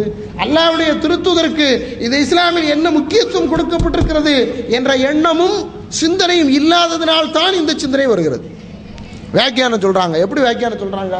அல்லாஹ்வுடைய திருத்துதருடைய வாழ்க்கையில அவங்க எப்படி வாழ்ந்து காட்டினார்களோ அது அல்லாத பல்வேறு சிந்தனைகளை அவர்களுடைய எண்ணங்களிலும் இதயங்களிலும் எப்படியெல்லாம் உதயமானதோ அப்படியெல்லாம் சொல்லிக் கொண்டிருக்கிறார்கள். ஒவ்வொன்றுக்கும் சொல்லிக் கொண்டிருக்கிறார்கள். தொழுகை எடுத்துட்டா அதுல ஒரு விஷயம், நோன்பு எடுத்துக்கிட்டா அதுல ஒரு விஷயம். இன்னைக்கு நாம எடுத்துக்கிறோம் தொழுகை. அல்லாஹ்வுடைய தூதர் ஸல்லல்லாஹு அலைஹி வஸல்லம் அவங்களுக்கு ஜிப்ரீல் அலைஹிஸ்ஸலாம் வந்து அமர்ந்து ஒரு நாள் அல்ல 2 நாள், வரலாற்றை நீங்க படிச்சு பாருங்க, புகாரி உட்பட எல்லா பிரபல்யமான புத்தகங்களிலும் இடம்பெறக்கூடிய செய்தி. 2 நாட்கள் இறை தூதர் ஸல்லல்லாஹு அலைஹி வஸல்லம் அவர்களோடு அமர்ந்து இறை தூதருக்கு ஒவ்வொரு தொழுகையினுடைய நேரத்தின் துவக்கமும் ஒவ்வொரு தொழுகையினுடைய நேரத்தின் முடிவு வரையிலும் அமர்ந்து, இந்த நேரத்தில் துவங்கி இந்த நேரம் வரைக்கும் முடிகிறது என்று தொழுகை துவங்கக்கூடிய நேரத்தில் ஒரு தடவை தொழுது காட்டி, தொழுகை முடியக்கூடிய நேரத்திலும் ஒரு தடவை தொழுகையை தொழுது காட்டி, இந்த 2 நேரங்களுக்குள்ள இந்த தொழுகையை தொழுதுக்கலாம் அப்படின்னு சொல்லிட்டு போனாங்க. இன்னைக்கு எவ்வளவு பேர்ட்ட அந்த நடைமுறையில் இருக்கு? அல்லாஹு அக்பர் அல்லாஹு அக்பர்னு சொன்னா அல்லாஹ் அழைக்கிறான் என்பது காதில் விழுகிறது. அல்லாஹ் அழைக்கிறான் என்பது காதில் விழுகிறது. நபிகள் நாயகம் ஸல்லல்லாஹு அலைஹி வஸல்லம் அவர்கள் சொன்னார்கள், யார் ஒருவர் பாங்குடைய சப்தத்தை கேட்டு பள்ளிக்கு போலியோ அவருடைய வீட்டை நான் என்ன செய்யணும் ஆசைப்படுறேன்? கொளுத்த வேண்டும் என்று ஆசைப்படுகிறேன். நெருப்பு வைத்து கொளுத்த வேண்டும் என்று ஆசைப்படுகிறேன் என்று அல்லாஹ்வுடைய தூதர் ஸல்லல்லாஹு அலைஹி வஸல்லம் சொன்னாங்க. அழைப்பும் தெரிகிறது, அல்லாஹ்வை தொழ வேண்டும் என்பதும் நமக்கு சிந்தனைக்கு வருகிறது. ஆனால் நபிகள் நாயகம் ஸல்லல்லாஹு அலைஹி வஸல்லம் அவர்கள் நமக்கு கட்டளையிட்ட விதத்திலே தொழக்கூடியவர்கள் எத்தனை பேர்கள்? நாம தான் சொல்ல சல்லு கமா ரஅய்துமூனி உஸல்லி, என்னை எவ்வாறு தொழ கண்டீர்களோ அவ்வாறு தொழுங்கள். தொழுகையில எடுத்துக்கிட்டா, நோன்பு எடுத்துக்கிட்டா, ஹஜ் எடுத்துக்கிட்டா, ஹுது அன்னி மனாசிக்குக்கும், என்னுடைய வழிகாட்டுதல் உங்களுக்கு எப்படி இருக்கிறதோ அதை அப்படியே எடுத்து நடங்கள். ஒரு சிலர் இது எல்லாத்தையும் எடுத்துக்கிடுவாங்க. தொழுகை ஓகே, நோன்பு ஓகே, அப்புறம் இன்னொன்னு என்னது ஜக்காத் இல்லையா? நான் உங்கள்ட்ட இருந்து கேட்க காரணம் நிறைய பேர் மறந்திருக்கக்கூடிய ஒரு வழிகாட்டுதல். அல்லாஹ்வுடைய திருத்தூதருடைய காலத்திற்கு பின்னர் ஒரே ஒரு சமுதாயம் ஒரே ஒரு தலைமுறைக்குள்ளேயே அதுல மாற்றம் கட்டுட்டாங்க. என்ன? அல்லாஹ்வுடைய தூதர் போயாச்சு, இதுக்கப்புறம் நம்ம அதை செய்ய வேண்டாம். அல்லாஹ்வுடைய தூதர் போயாச்சு, இதுக்கப்புறம் நம்ம அதை செய்ய வேண்டாம்னு ஒரு குரூப் கிளம்பிருச்சு. அப்பவே வாழை கையில வைத்துட்டாங்க. அபூபக்கர் ரலியல்லாஹு அன்ஹு அல்லாஹ்வுடைய திருத்தூதருடைய காலத்தில் தொழுகையையும் ஜக்காத்தையும் பிரித்து பார்க்கவில்லை. இப்பொழுது யாரேனும் அதை பிரித்து பார்ப்பீர்கள் என்றால் என்னுடைய வாளுக்கு பதில் சொல்ல வேண்டியிருக்கும். விடமாட்டேன் அவர்களை. எப்படி அல்லாஹ்வுடைய திருத்தூதருடைய காலத்தில் நீங்கள் ஒரு ஒட்டகத்திற்கோ அல்லது ஒட்டகத்தில் கட்டக்கூடிய கயிறுக்கோ 2 அறிவிப்பு வருகிறது, அதற்கு ஜக்காத்தை கொடுத்து இப்பொழுது நான் தரமாட்டேன் என்று மறுப்பீர்கள் என்றால் அவர்களோடு நான் போராட தயாராக இருக்கிறேன் என்று அறிவிப்பு செய்தார்கள் என்றால் இன்று ஒரு சமூகம் அது ஓகே, குர்ஆன்ல சொன்னது சொன்னதாக இருக்கட்டும், ரசூல் ஸல்லல்லாஹு அலைஹி வஸல்லம் செஞ்சது எவ்வளவு பேர்ட்ட இருக்கு? ரசூல் ஸல்லல்லாஹு அலைஹி வஸல்லம் ஜக்காத்துடைய சட்டத்தை பற்றி சொல்லும்போது எதெல்லாம் பொருட்களாக வாங்கப்பட்டு அட்டத்தில் அடுக்கப்பட்டிருக்கிறதோ வியாபார பொருட்கள், உருது திஜாரா என்று சொல்வார்கள், அந்த வியாபார பொருட்களுக்கு கொடுக்க வேண்டும் என்று சொன்னார்கள். இன்னைக்கு பாருங்க, தமிழகத்தில் ரொம்ப சாதாரணமாக சர்வசாதாரணமாக நடக்கக்கூடிய ஒரு விஷயம், ரியல் எஸ்டேட் என்ற பெயரில் பெரிய அளவில் நிலத்தை அவர்கள் என்ன செய்கிறாங்க, வாங்கி போடுறாங்க. எக்கச்சக்கமாக கோடிக்கணக்கில் இன்வெஸ்ட் பண்ணுறாங்க, வாங்கி போடுறாங்க. வாங்கி போடக்கூடிய அவ்வளவுமே நிச்சயமாக வியாபாரத்திற்கு கொண்டு வரப்பட்ட பொருட்கள் தான். வியாபாரத்திற்கு கொண்டு வரப்பட்ட பொருட்கள் என்று வந்துவிட்டால் அது என்ன கடமையாயிரும்? ஜக்காத் கடமையாயிரும். சமூகத்தில் போட்டி போட்டுக்கொண்டு அதனுடைய விலையை தாறுமாறாக நியமிக்கிறார்கள், மக்களுக்கு மத்தியிலே அறிவிக்கிறார்கள். வழி இல்லாமல் பல்வேறு அப்பாவிகள் அதில் போய் விழுந்து நினைச்சாங்க, வாங்குறதுக்கு தயாராக இருக்கிறாங்க. எத்தனை பேர்கள் அதற்கு ஜக்காத் கட்டக்கூடியவர்களாக இருக்கிறாங்க? எப்போ அது ஒரு எடுத்து காட்டப்பட்டு வியாபாரத்திற்காக கொண்டு வரப்பட்டு விட்டதோ அந்த பொருள் இதா ஹால அலைஹில் ஹவுல், அதில் ஒரு ஹவுல் சுத்திருச்சுன்னா அதுலேயும் ஜக்காத்து கடமை இருக்குங்கிறது குர்ஆனும் சுன்னாவும் சொல்லக்கூடியது. அல்லாஹ்வுடைய தூதர் காட்டி தந்த ஒரு நடைமுறையில் மிக முக்கியமாக இருக்கக்கூடியது. நமக்கு எல்லாம் ஓகே, பொருளாதாரம்னு வந்துட்டு அதில் என்ன செய்யாதீங்க, பேசாதீங்க. அதில் ரசூல் ஸல்லல்லாஹு அலைஹி வஸல்லம் சொன்னதாகவே இருக்கட்டும், அதை யார் முதல்ல செஞ்சாங்களோ அவங்க செஞ்சவங்களாக இருக்கட்டும். அல்லாஹ்வுடைய திருத்தூதர் ஸல்லல்லாஹு அலைஹி வஸல்லம் அவர்கள் அழைப்பு கொடுத்தார்கள் ஹைபருடைய யுத்தத்திற்கு இல்லை என்று. பொருளாதாரம் இல்லை, நிதி இல்லை, வேணும்னு சொல்லி கேட்கும் பொழுது எப்படி கொண்டு வந்தார்கள் என்பதை நாம் வரலாற்றில் பார்க்கிறோம். உண்மையிலேயே கட்டுப்படக்கூடியவர்கள் என்றால் அவர்கள் தான் கட்டுப்படக்கூடியவர்கள். அல்லாஹ்வுடைய திருத்தூதருடைய முன்னால எப்படி அவர்கள் நடந்து கொண்டார்கள் என்பதற்கு மிகச்சிறந்த உதாரணங்களை எல்லாம் அவர்களுடைய வரலாற்றில் பார்க்க முடிகிறது. அதில் அபூபக்கர் ரலியல்லாஹு அன்ஹு அவர்களை எடுத்துக்கொள்ளலாம், உமர் இப்னு கத்தாப் ரலியல்லாஹு அன்ஹு அவர்களை எடுத்துக்கொள்ளலாம், உஸ்மான் இப்னு அஃபான், அலி இப்னு அபி தாலிப் ரலியல்லாஹு அன்ஹும் அவர்களுக்கு பின்னர் வந்த தோழர்கள் ஒவ்வொருத்தருடைய நடைமுறையும் நாம் எடுத்து பார்க்கலாம். எப்படி இருந்தது தெரியுமா? அல்லாஹ்வுடைய திருத்தூதரிடத்தில் இருந்து கட்டளை தான் வர வேண்டும். அவர்களுடைய மனம் கோணக்கூடாது, அவருடைய சிந்தனையில் சின்ன சிதறல் கூட வரக்கூடாது. முகத்தில் ஒரு மாற்றம் வந்தால் கூட, இறை தூதருடைய முகத்தில் மாற்றம் வந்தால் நாம் என்ன சூழ்நிலைக்கு ஆளாவோம் என்ற பயம் அவர்களிடத்தில் இருந்தது. உமர் இப்னு கத்தாப் ரலியல்லாஹு அன்ஹு அவர்கள் ஒரு முறை கையில் ஒரு புத்தகத்தை வைத்து படித்துக் கொண்டிருக்கிறார். அந்த புத்தகம் யூதர்களுக்கு வேதமாக தரப்பட்ட தௌராத்தினுடைய செய்தியை உள்ளடக்கி ஒரு புத்தகம். அதை பார்த்துட்டு உமர் ரலியல்லாஹு அன்ஹு அவங்களை பார்த்து, அல்லாஹ்வுடைய திருத்தூதர் ஸல்லல்லாஹு அலைஹி வஸல்லம் அவர்கள் கேட்கிறார்கள், என்ன படிச்சுட்டு இருக்கேன்னு. தௌராத்தை படிச்சுட்டு இருக்க நாயகமே. அல்லாஹ்வுடைய திருத்தூதர் முகம் சிவந்து முகத்தை மாற்றி உமரை பார்த்து கொள்கிறார்கள். லவ் கான அஹி மூசா, என்னுடைய சகோதரர் மூசா. தூதர்கள் எல்லோரும் சகோதரன்மார்கள். அல்லாஹ்வுடைய தூதருக்கு மூசா அலைஹிஸ்ஸலாம் சகோதரர், மூசா அலைஹிஸ்ஸலாம் அவருக்கு ஈசா அலைஹிஸ்ஸலாம் சகோதரர். முன்னால் வந்த எல்லோரையும் சகோதரர் என்று சொல்லியிருக்கிறார்கள் அல்லாஹ்வுடைய தூதர் ஸல்லல்லாஹு அலைஹி வஸல்லம். என்னுடைய சகோதரர் மூசா லவ் கான ஹய்யன், இன்னைக்கு உயிரோட இருந்திருந்தார்னா, மா வஸ்அஹு இல்லா இத்தபஅனி, என்னை பின்பற்றுவதை தவிர அவருக்கு வேறு ஒரு வழி இருந்திருக்காது. மூசாவே இன்னைக்கு உயிரோடு இருந்திருந்தால், அவர் ஒரு சமுதாயத்திற்கே தூதராக வந்தவர், அந்த தூதரை இன்று ஜீவித்து உலகத்தில் இருப்பார் என்றால் அவரும் என்னை பின்பற்றத்தான் வேண்டி இருக்கும் என்று அல்லாஹ்வுடைய தூதர் ஸல்லல்லாஹு அலைஹி வஸல்லம் சொன்னார்கள் என்றால், எந்த அளவிற்கு அவர்களை பின்பற்றுவது இந்த சமுதாயத்தின் மீது கடமை, அவர்களுக்கு கட்டுப்படுவது கடமை என்பதை நாம் விளங்க வேண்டும். நமக்கு தூதத்துவத்தினுடைய யதார்த்தம் விளங்காததுனால தான் ஹதீஸ் தானேங்கிறான், சுன்னத்து தானே அப்படிங்கிறான். ஃபர்து சுன்னத்துன்னு பேச ஆரம்பித்தா, ஃபர்தோட சேர்த்து அடுத்த கட்ட சுன்னத்துன்னு ஒரு வார்த்தையை பேச ஆரம்பித்தா, நம்ம பேசும்போது என்னென்னு தான் சொல்கிறது, சுன்னத்து தானே. அது என்ன தானே? சுன்னத்து தானேன்னு சொன்னாலே நீங்கள் அதுக்கு என்ன முக்கியத்துவம் கொடுக்கலன்னு அர்த்தம், அல்லாஹ்வுடைய திருத்தூதருக்கு முக்கியத்துவம் கொடுக்கவில்லை என்ற அர்த்தம். முகம் மாறுகிறது நாயகத்திற்கு ஒரு புத்தகத்தை எடுத்து படித்ததுக்கு. உடனே அல்லாஹ்வுடைய திருத்தூதருக்கு முன்னால 2 கட்டத்தில் இந்த சம்பவம் நடக்கிறது. இந்த நிகழ்வில் ஒரு தடவை சொல்கிறார்கள், ஆமன்து பில்லாஹி ரப்பன் வபில் இஸ்லாமி தீனன் வபி முஹம்மதின் ரசூலா, அல்லாஹ்வே நானுடைய இறைவனாகவும் இஸ்லாமியனுடைய மார்க்கமாகவும் முஹம்மதை உங்களை அல்லாஹ்வுடைய தூதராகவும் நான் ஏற்றிருக்கிறேன் என்று அப்படியே படுகிறார்கள். இன்னொரு கட்டத்தில் இதே மாதிரி மக்கள் எல்லோரும் கேள்வி கேட்கிறார்கள். கேள்வி கேட்க கேட்க அல்லாஹ்வுடைய திருத்தூதர் மக்கள் கேட்கக்கூடிய அந்த கேள்வியை விரும்பவில்லை. இன்னைக்கு அப்படி ஒரு கலாச்சாரம் உருவாகி இருக்கிறது. இன்னைக்கு கேள்வி பதில் வேற இருக்குன்னு சொல்லியிருக்கிறாங்க. ஆனாலும் கேள்வி கேட்கறதுக்குரிய இலக்கணம் ஒழுக்கம் என்று ஒன்று இருக்கிறதே, அதை நாம் படிக்க வேண்டும். அதிகப்படியான கேள்வி இஸ்லாம் அனுமதிக்கவில்லை. எப்படி அனுமதிக்கவில்லை? மூசா அலைஹிஸ்ஸலாம் அவருடைய சமுதாயம் தேவையற்ற கேள்வி கேட்டுத்தான் அழிந்தது, அதை போன்று நீங்கள் அழிந்து விடாதீர்கள் என்று எச்சரித்தார்கள். ஒரு ஆளை கொலை செஞ்சுட்டான், செஞ்ச அந்த கொலையை யார் செஞ்சான்னு தெரியணும், பிரேதம் கிடக்கு, கண்டுபிடிக்கிறதுக்கு ஒரு வழி என்ன? நீங்கள் அல்லாஹ்வுடைய தூதர் தானே சொல்லுங்கிறான். அல்லாஹ்வுடைய தூதர் தானே சொல்லுங்கிறான். அல்லாஹ்வுடைய தூதர் அல்லாஹ்வுடைய அனுமதியோடு ஜீவிக்கிற காலத்தில் நிறைய பிரச்சனைகளுக்கு நேரடியாக தீர்வை தந்தார்கள். அப்படி தீர்வை தருவதற்காக மூசா அலைஹிஸ்ஸலாம் கூட்டத்தில் கேள்வி கேட்குறாங்க. உண்மையிலேயே அந்த கேள்வியோடு நிறுத்தியிருந்தால் அவர்களுக்கு எந்த பாதிப்பும் இருந்திருக்காது, இறைவனுடைய அருள் அவர்களை சூழ்ந்திருக்கும்.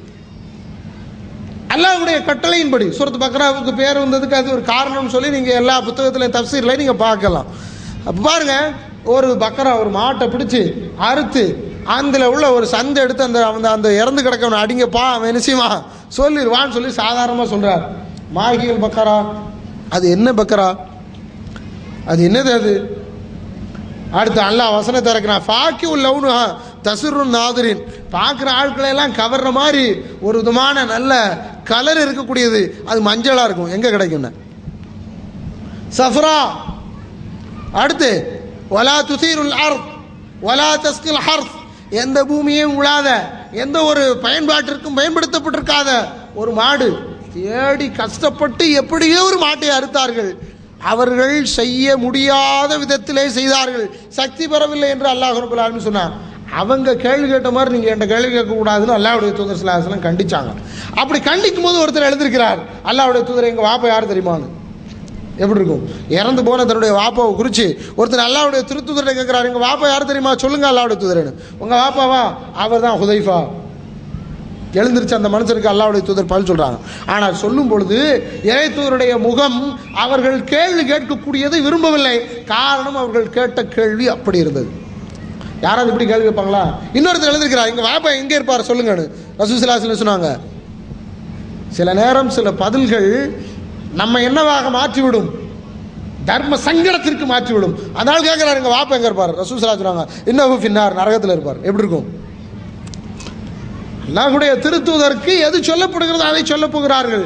ஆனால் அவர் அல்லாஹ்வுடைய திருத்தூதர், அவருக்கு கட்டுப்பட வேண்டியது எதை சொன்னாரோ அதை அப்படியே கட்டுப்படணும். சமயனா வசானா, கேள்விப்பட்டோம், செவியுற்றோம், கட்டுப்பட்டோம். அங்கே ரெண்டாவது கருத்துக்கு இடமே இல்லை. அவருக்கு முன்னால நாம கட்டுப்பட கடமைப்பட்டிருக்கிறோங்கிற சிந்தனையோட கட்டுப்படணும்.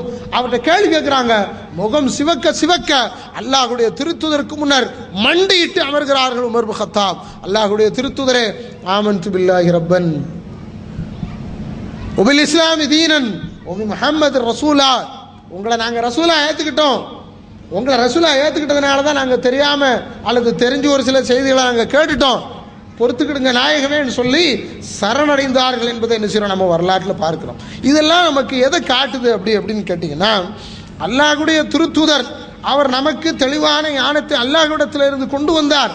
அவருக்கு கட்டுப்பட வேண்டியது நம் மீது ஏவப்பட்டிருக்கக்கூடிய கட்டளை. அவர் எதை சொன்னாரோ அதை அப்படியே ஏற்று நடப்பது நம் மீது கடமை என்பதை ஒவ்வொருவரும் விளங்க வேண்டும். நம்முடைய மனோ இச்சைக்கு முக்கியத்துவம் தரக்கூடாது. நம்முடைய மனோ இச்சையா இறை தூதரை வழிகாட்டுதலா என்ற கேள்வி நமக்கு முன்னே வரும் என்றால், அங்கே அல்லாஹ்வுடைய திருத்தூதருடைய நடைமுறை தான் நமக்கு முன்னால் இருக்கணும். எப்படி சொல்லலாம்? ஒரு மனுஷன் இயலாமையில சொல்லலாம், என்னால் முடியலைன்னு சொல்லி இயலாமையில சொல்லலாம் இல்லையா? ஒருத்தருக்கு இது ரமதானுடைய காலங்களில் 8 ரக்காயத்துக்களை தொழுகிறது அல்லாஹ்வுடைய திருத்தூதருடைய நடைமுறை என்று இருந்தால், அந்த நடைமுறையை இரவு தொழுகையில பேண முடியல அப்படின்னா, பேண மாட்டேன்னு சொல்றது சரியல்ல. இஸ்லாம் அது அப்படி சொல்லல, முடியவில்லை என்று சொல்லலாம். எப்படி முடியல? அவருடைய சக்திக்கு முடியாமல் இருக்கலாம். அது ஒரு மனிதனுடைய குறை. அதை நிச்சயமாக கேள்வி கேட்க தகுதியானவன் இறைவன், அவனுக்கு பதில் சொல்ல கடமைப்பட்டவர் அந்த தனிப்பட்ட மனிதர். ஆனால் அதற்கு வித்தியாசமான வியாக்கியானங்களை சொல்லிக்கொண்டு நான் ஏன் அதை அப்படி செய்யணும்னு நம்ம கேள்வி கேட்க ஆரம்பிச்சிட்டோம் அப்படின்னா, ஏகத்துவத்தை ஏற்று தூதத்துவத்தை மறுத்த பாவத்திற்கு ஆளாகுவோம். எங்கெல்லாம் அல்லாஹ்வுடைய தூதரை குறித்து இறைவன் கட்டுப்படுங்கள் என்று சொல்கிறானோ அங்கெல்லாம் கட்டுப்படலைன்னா என்ன பிரச்சனை வருங்கிறதையும் அல்லாஹ் ரப்பல் ஆலமீன் குர்ஆன்ல சொல்லி காட்டுறோம். அல்லாஹ் ரப்பல் ஆலமீன் குர்ஆன் சொன்னா, யா அய்யுஹல்லதீன ஆமனு, விசுவாசிகளே, இஸ்தஜீபுல்லாஹ வலிர் ரசூல், அல்லாஹ்விற்கும் அல்லாஹ்வுடைய தூதருக்கும் கட்டுப்படுங்கள். இதா தஆக்கும் லிமா யுஹ்யீக்கும், உங்களை உயிர்ப்பிக்கும் ஒரு காரியத்திற்கு அவர் உங்களை அழைப்பார் என்றால் அவருக்கு நீங்கள் பதில் சொல்லுங்கள். வஅலமு அன்னல்லாஹ யஹூலு பைனல் மர்இ வ கல்பி, அல்லாஹ் ஒரு மனிதனுக்கும் அவருடைய இதயத்திற்கும் மத்தியில் நடந்து கொண்டிருக்கக்கூடிய அந்த சம்பாஷணைகளை மிக தெளிவாக அறிந்திருக்கிறான். வஅன்னஹு இலைஹி துஹ்ஷரூன், அவன் பாலை நீங்கள் எல்லோரும் மீள இருக்கிறீர்கள் என்பதை நீங்கள் தெரிந்து கொள்ளுங்கள் என்று அல்லாஹ் ரப்பல் ஆலமீன் சொல்லி காட்டுகிறான். இன்னமும் சொல்லி காட்டுகிறான், எப்பொழுதெல்லாம் கட்டளையிட்டு மறுக்கிறார்களோ அப்பொழுது அல்லாஹ்வுடைய தூதருக்கு அல்லாஹ் ஆறுதலை தந்தான். வமன் யுத்திஇல்லாஹ வ ரசூலஹு ஃபகத் அத்தா அல்லாஹ் வமன் யுத்திஇர் ரசூல, யார் அல்லாஹ்விற்கு அடிபணிந்தாரோ, அவர் கட்டுப்பட்டு விட்டாரோ, ஃபகத் அத்தா அல்லாஹ், அவர் திட்டமாக அல்லாஹ்விற்கு கட்டுப்பட்டார். வமன் தவல்லா, யார் புறக்கணித்து விட்டாரோ, ஃபமா அர்சல்னாக அலைஹிம் ஹஃபீதா, அவர்களுக்கு ஒன்றும் நபியை உங்களை பாதுகாவலர்களாக அனுப்பவில்லை. நீங்க ஒன்றும் கவலைப்பட வேண்டாம். ஏன்னா எல்லா காலகட்டங்களையும் இப்படி ஒன்று இருக்கும். ஒரு தலைவர் இருக்கிறார், அவர் சொல்றார், சொன்னதை கேட்டு மக்கள் செயல்படுத்த தயார் இல்லைன்னா அவருடைய மனநிலை எப்படி இருக்கும்? என்ன மக்கள் சொன்னா கேட்க மாட்டேங்கானுங்களே அப்படிங்கிற சிந்தனை வரும். இந்த சிந்தனை 1, 2, 3 என்று கொஞ்சம் கொஞ்சமாக அதிகரிக்க அந்த மனிதனை கட்டளையிட்டு பக்குவப்படுத்தி மக்களை வழிநடத்தக்கூடிய தன்மையிலிருந்து பின்வாங்க செய்துவிடும். ஹுதைபியா நடந்த அந்த நிகழ்வு நம்ம எல்லோருக்கும் அது மிகப்பெரிய ஒரு சான்று. ரசூல் ஸல்லல்லாஹு அலைஹி வஸல்லம் சொல்கிறாங்க, வந்தாச்சு, உடன்படிக்கை போட்டாச்சு, இதுக்கு மேலே நம்ம மக்காவுக்குள்ளே போக முடியாது என்றது ஒரு சூழ்நிலை வருகிறது. எல்லாருக்கும் கோபமும் ஆத்திரமும் எழுந்திருத்து நிற்கிறது. ஏன்? எதிரிலிருந்து ரெண்டு பேர் வந்திருக்கிறான், நாம் ஒரு பெரிய படையாக வந்திருக்கிறோம், நாம் ஏன் மக்காவுக்குள்ளே போகக்கூடாது? நமக்குத்தான் இன்று வலுவான சக்தி இருக்கிறதே, ஏன் போனால் என்ன அப்படின்னு கேட்குறாங்க. அல்லாஹ்வுடைய திருத்தூதர் ஸல்லல்லாஹு அலைஹி சொல்கிறாங்க, இல்லைப்பா எல்லாரும் கொண்டு வந்ததை அறுத்துட்டு மொட்டையடிச்சிட்டு போங்கன்னு சொல்கிறாங்க. கேட்பதற்கு தயாரில்லை. எந்த அளவிற்கு அவர்களுடைய சிந்தனை, அவர்களுடைய அந்த மனம் அவர்களை வழிநடத்தியது என்றால், அல்லாஹ்வுடைய திருத்தூதர் இடத்துல வந்து என்ன செஞ்சாங்க? கேள்வி கேட்டாங்க, நீங்கள் அல்லாஹ்வுடைய தூதர் தானா? நீங்கள் அல்லாஹ் இடத்திலிருந்து வந்த தூதர் தானா என்று ஒரு கணம் அவருடைய அந்த அந்த அந்த அந்த ஆசை, அந்த எண்ணம் தங்களை ஊக்குவித்து இறை தூதருக்கு முன்னால் பேசவா வேண்டாமா என்று யோசித்தவர்கள் சப்தமிட்டு பேசுகிறார்கள். சப்தமிட்டு பேசக்கூடாதுன்னு வசனம் இறங்குற பிறகு குசு குசுன்னு காதில் தான் வந்து பேசுவாங்களாம். உமர் இப்னு கத்தாப் வரலாறு பதிவு செய்திருக்கிறது, புகாரில் நீங்கள் அதை படித்து பாருங்கள். குசு குசுன்னு பேசுவாங்க. எந்த அளவுக்கு பேசுவாங்க அப்படின்னா, ரெண்டு பேரும் ஒரு முறையும் அல்லாஹ்வுடைய திருத்தூதருக்கு முன்னால் இருந்து தங்களுக்குள்ளே ஏற்பட்ட பிரச்சனைகள் தான் சத்தத்தை உயர்த்தினாங்க. லா தர்ஃபு அஸ்வாத்தக்கும் ஃபௌக சௌத்தி நபி, நபியுடைய சத்தத்துக்கு முன்னால் உங்களுடைய சத்தம் உயரக்கூடாது என்று இறைவன் வசனத்தை இறக்கின பிறகு ரெண்டு பேரும் அல்லாஹ்வுடைய திருத்தூதரிடத்தில் அழுது மன்னிப்பு கேட்டார்கள் என்று செய்து வரலாறு பதிவு செய்து வைத்திருக்கிறது. அதற்கு பின்னர் குசு குசுன்னு பேசக்கூடிய உமர் இப்னு கத்தாப் ரலியல்லாஹு அன்ஹு அவங்க தான் ரசூல் ஸல்லல்லாஹு அலைஹி வஸல்லம் இடத்துல வந்து கேட்கிறாங்க, நீங்கள் அல்லாஹ்வுடைய தூதர் தானா என்று. அல்லாஹ்வுடைய தூதருக்கு எப்படி இருக்கும் அவருடைய சிந்தனை, அவருடைய எண்ணம்? அல்லாஹ்வுடைய திருத்தூதர் அன்னை உம்மு ஸலமாவுடைய ஆலோசனையின் பேரில் மொட்டை அடிக்கிறாங்க. எல்லாரும் மொட்டை அடிச்சுட்டு வந்தபடி திரும்பி போகிறதுக்கு தயாராகும் போது தான் அல்லாஹ் வசனத்தை இறக்குறான், இன்னா ஃபதஹ்னா லக ஃபத்ஹன் முபீனா, நாம் உங்களுக்கு ஒரு தெளிவான ஒரு வெற்றியை தந்தோம் என்று. முஹம்மது ஸல்லல்லாஹு அலைஹி வஸல்லம் அவர்கள் எதை முடிவாக எடுத்தார்களோ அந்த முடிவு தான் சரி, தூதருக்கு நீங்கள் கட்டுப்பட்டிருக்க வேண்டும் என்று அல்லாஹ்வுடைய தூதர் வழியாக தோழர்களுக்கு செய்தி சொன்னான் என்பதை நம்ம வரலாற்றில் பார்க்கிறோம். அப்போ யார் புறக்கணித்தார்களோ அவர்களை பாதுகாக்கக்கூடிய பாதுகாவலர்களாக ஒன்றும் நபியே நீர் இல்லை. நீர் யார் புறக்கணித்தார்களோ அவர்களை வழியிலே விட்டுவிடுங்கள், ஆனால் அவர்கள் தெரிந்து கொள்ளட்டும், அவர்கள் கட்டுப்படாததனால் அவர்களுக்கு தான் பிரச்சனை என்பதை என்று அல்லாஹ் சொல்றான். பல இடங்களில் சொல்லி காட்டும் போது இன்னொரு இடத்துல சொல்றான், வமயுத்தி அல்லாஹ் வ ரசூலஹு ஃபஉலாயிக மஅல்லதீன அன்அம அல்லாஹு அலைஹிம் மினன் நபிய்யீன வஸ்ஸித்தீகீன வஷ்ஷஹதாஅ வஸ்ஸாலிஹீன வஹஸன உலாயிக ரஃபீகா, யார் அல்லாஹ்விற்கும் அல்லாஹ்வுடைய தூதருக்கும் கட்டுப்பட்டு நடக்கிறார்களோ அவர்கள்தான் உண்மையிலேயே மறுமையிலே அல்லாஹ்வால் அருள் செய்யப்பட்ட நபிமார்களோடும் சித்தீக்கீன்களோடும் சுஹதாக்களோடும் சாலிஹீன்களோடும் இருப்பார்கள். அப்படிப்பட்டவர்கள் அல்லாஹ்வை அடையும் போது அருளுக்குரியவர்களாக இருப்பார்கள் என்று சொல்கிறாள். என்றால் இன்னைக்கு அந்த பண்பு நமக்குள்ளே கொஞ்சம் கொஞ்சமாக வர வேண்டும். நம்முடைய சொந்த பிரச்சனைகள் என்று எதை எடுத்துக்கொண்டாலும் சரி, அந்த சொந்த பிரச்சனையில் இஸ்லாம் எவைகளில் நமக்கு வழிகாட்டுதல் தந்திருக்கிறதோ அதில் இறை தூதர் தான் முன்னிலைப்படுத்தப்பட வேண்டியவர். அவருடைய வழிகாட்டுதல் தான் நமக்கு முன்னால் இருக்க வேண்டும். நம்முடைய மனவீச்சையோ நம்முடைய மனைவி மக்களுடைய அபிலாஷைகளோ அல்லது நம்முடைய உலகியல் தேவைகளோ நமக்கு முன்னிருக்கும் என்றால் கலிமத்து ஷஹாதாவில் இரண்டாவதில் நாம் கோட்டை விடுகிறோம் என்பதை நாம் கவனத்தில் கொள்ள வேண்டும். எப்படி நம்முடைய சிந்தனை வர வேண்டும்? அல்லாஹ்வுடைய திருத்தூதருடைய கட்டுப்பட வேண்டிய ஒரு விஷயத்தில் நாம் கட்டுப்படாமல் மறுப்பதற்கு நம்முடைய இதயம் நம்மை தூண்டுகிறது என்ற சிந்தனை நமக்குள்ளே வர வேண்டும். அப்படி வந்தால் நாம் நம்முடைய இவ்வுலக வாழ்க்கையிலும் மறுமுறை வாழ்க்கையிலும் வெற்றி பெறலாம். உலகத்தில் யாருடைய சொல்லும் சரிங்க, அது எவ்வளோ பெரிய ஒரு மனிதனுடைய சொல்லாக இருந்தாலும் சரி, அந்த சொல் இறை தூதருடைய சொல்லுக்கு முன்னால் இரண்டாம் பட்சத்தில் உள்ள சொல்தான். ஒரு முறை அனஸ் பின் மாலிக் ரஹிமஹுல்லாஹ் ஒரு நிகழ்வு, மாலிக் பின் அனஸ் ரஹிமஹுல்லாஹ் இமாம் தாருல் ஹிஜ்ரா, இந்த சமுதாயத்தினுடைய மூத்த அறிஞர், முதல் இமாம் என்று சமூகத்தில் சொல்லப்பட்ட ஒரு மனிதர் இமாம். அவர்கள் சொல்லும் பொழுது அவருடைய பிரபல்யமான சொற்களில், அவருடைய பிரபல்யமான வாசகங்களில் ஒன்று இது. ஒரு முறை மதீனாவிலே அல்லாஹ்வுடைய திருத்தூதருடைய கபரை காட்டி அந்த கபருக்கு அருகாமையில் என்று சொல்கிறார்கள், உலகத்தில் யாருடைய சொல்லாக இருந்தாலும் சரி அந்த சொல் ஏற்றுக்கொள்ளப்படும், மறுக்கவும் படும். இன்னைக்கு நாம் அப்படி மாறி இருக்கிறோம். கொஞ்சம் கொஞ்சமாக ஒரு இடத்துல அவங்கவுங்க சார்ந்து இருக்கக்கூடிய இடத்துக்கு தகுந்தாப்புல அப்பா நமக்கு ஒரு சில விஷயங்களில் பெருசாக தெரிகிறார், மனைவி நமக்கு ஒரு சில விஷயங்களில் பெருசாக தெரிகிறாங்க, நம்முடைய சகோதர சகோதரிமார் நமக்கு பெருசாக தெரிகிறாங்க, நமக்கு நம்முடைய தோழர்கள் பெருசாக தெரிகிறாங்க.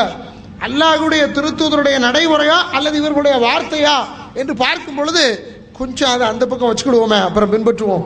இப்போதைக்கு எது சொன்னால் கேட்போம், நான் வாப்பா சொல்லிட்டாரு சொன்னால் கேட்டுக்கிடுவோம் அப்படின்னு நினைக்கிறோம். ஒரு கல்யாணம் வந்தால் அந்த சிந்தனை நமக்கு வருது, ஒரு கொடுக்கல் வாங்கல் வந்தால் அந்த சிந்தனை நமக்கு வருது, ஏதாவது ஒரு பொருளை வாங்கணும்னு சொன்னால் நமக்கு அந்த சிந்தனை வருது.